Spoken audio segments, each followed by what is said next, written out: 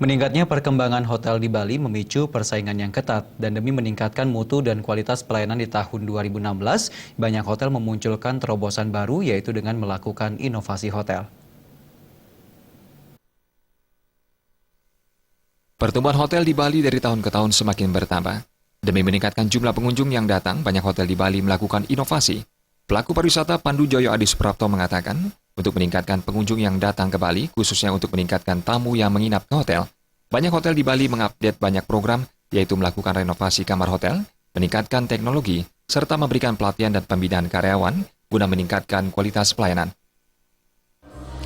Persaingan pariwisata, persaingan hotel di Bali ini sekarang semakin ketat ya. Banyak sekali hotel-hotel baru bertumbuhan di Bali, sehingga kami secara otomatis dan harus mau untuk selalu berinovasi.